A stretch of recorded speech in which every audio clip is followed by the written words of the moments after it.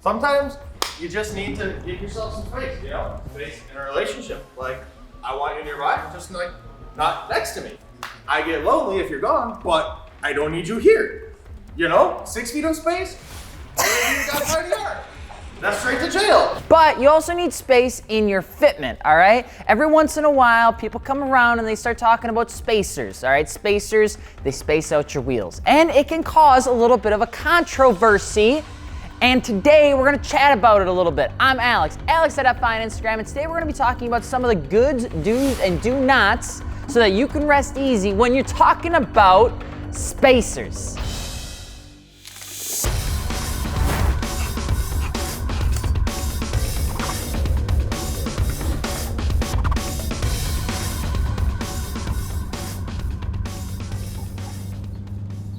And if you're just jumping into this video, I got poked by a needle. It makes it feel like I got my arm cut off. I'm walking like this for some reason. Anyway, welcome to Fitment Industries. And if you're looking for aftermarket wheels, tires, and suspension, be sure to check us out over at fitmentindustries.com. And of course, if you'd like to, don't forget to subscribe. We have everything you could possibly want, like everything. Even probably something that your mama Susie could want. We probably have it, all right? And we've got deals running all month long for the month of November if you're interested in picking something up and don't want to wait until Black Friday, Cyber Monday. Any period from that Wednesday to Monday. Spacers are something we've talked about before. I had brown hair and Mario used to edit the videos. It was a simpler day back then. Nowadays, I gotta deal with Dakota, and honestly, I'm not really sure which one I'd rather deal with because Dakota just continuously talks in Taco Ding Dong references. Spacers have always been a hot tamale, mostly because of what they stand for and likely one of the main reasons people have, let's just say, a strong distaste towards spacers. It's just not something that everyone likes. And most people that don't like something are usually a lot more vocal than the people that do. It artificially widens your stance without being the size properly associated with your car. Spacers help make the wheel proper, but without the spacers, you probably don't have the right fitment. Not only that, but the variation of types of spacers you can buy out there can leave you picking up some pretty poopy ones, like super poopy. One might even say, okay, they're like the Wish app of spacers. And seriously, they actually have spacers on Wish. So then you have spacers that are 50 millimeters long and then don't have the studs attached to them. And overall, it's just not a good experience because people just end up taking their OEM lug nuts and trying to make the whole thing work, or lug bolts, they just weld length to them and try to stick them in there and pray it just ends up just fine.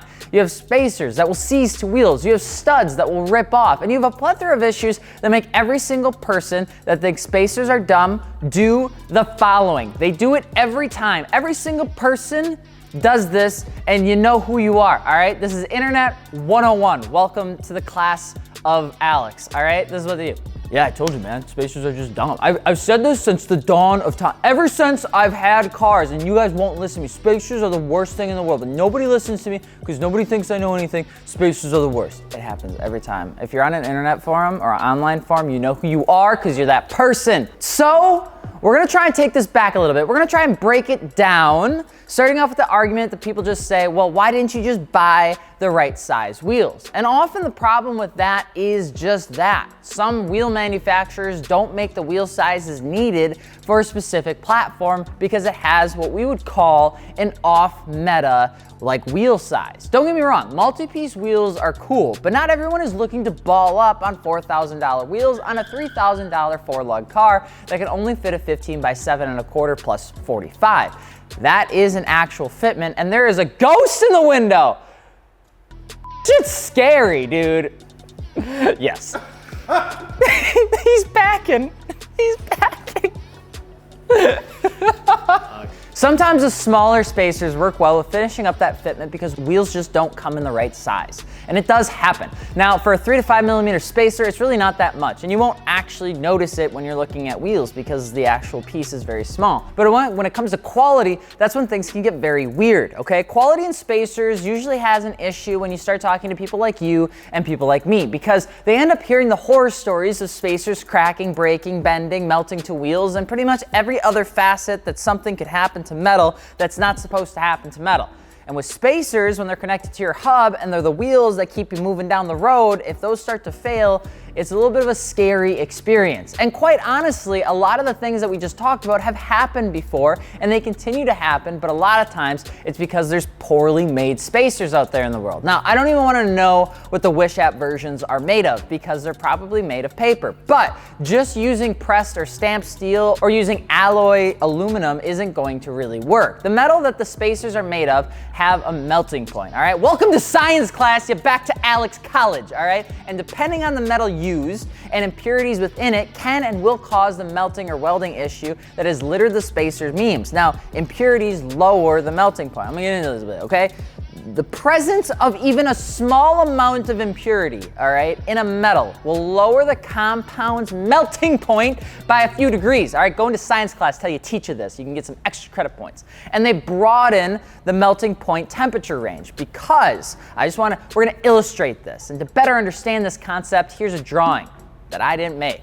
Just imagine the structure of a spacer being a little bit like a brick wall, all right? Each brick in the wall represents the organic molecule of the metal, and the mortar that holds the brick together is the molecules connecting to each other because they're identical to each other and they like each other. People like other things that are familiar to them. The more familiar they are, the closer they're gonna connect. And it's a pretty good representation of some social issues, but we're just not gonna get into that. And very pure organic crystal, all the molecules are the same, so they're packed together in a perfect, very orderly array. In this array, the attractive forces between the molecules, that glue, is maximized. So the more pure something is, the hotter it can get without necessarily melting. Now, introduce a cinder block that's sideways instead of the brick wall, and that is what would be an impurity, all right? And the molecules can no longer fit perfectly. It lowers the melting point, and then you have some issues.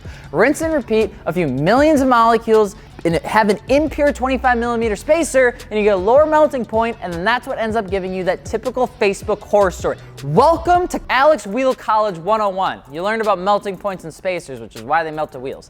That's why it's important to get forged T6061 aluminum-made spacers if you do end up buying spacers. Forged aluminum will typically and almost always be better. Now, they forcefully align the grain structure in the metal, making it stronger for impact purposes, but it also allows it to raise the melting point, so you don't have to jackhammer your spacer off when you're trying to retrofit the VMRs off your E36 onto your E46. It just happens. You're welcome. And finally, the big boys that end up installing 25 to 40mm spacers on their car for the wide body setups, all right? It's aggressive. Now, I would recommend when you're going wide body to just plan for new wheels, all right? But if you're throwing on big boy spacers, you wanna make sure that there's bolts and adapters that connect to the hub and the wheel.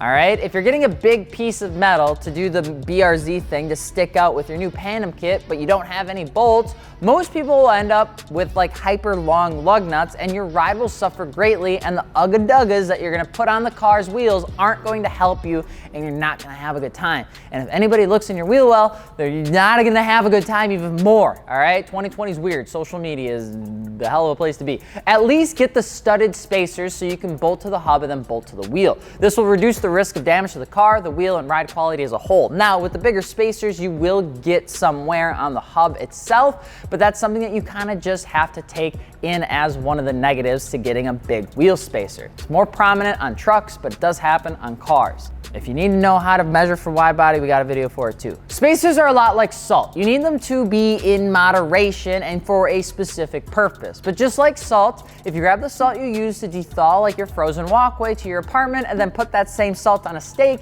you're probably gonna have a bad time. There's all the analogies I can pretty much stuff into this conversation with spacers. You need the sea salt, the one that the one that's super good, all right? Spacers are the same way. If you end up needing them, you wanna make sure you get the properly made ones that do it right for the very specific purpose that you're looking to do. If you're adapting your wheel hub to be a 5-lug, you wanna make sure that you're getting something with the bolts and nuts and all the good stuff, and it's forged so that you can be safe when you're driving around. Spacers aren't something you wanna go cheap on, and installing them the right way within moderation will give you every single perk without losing pretty much everything, except maybe a wheel bearing if you're a truck guy, or a Pandem wide body kit with 50mm spacers. But if you're looking for aftermarket wheels, tires, or suspension for your newly acquired car, or otherwise, hit us up over at fitmentindustries.com. And if you're looking to get up some new wheels, be sure to check out our new brand that we're launching on November 20th and our keynote, and then we're launching the wheels on November 23rd, Artisa Art Formed Wheels. I'm Alex from Fitment Industries, and we will see you later. Peace.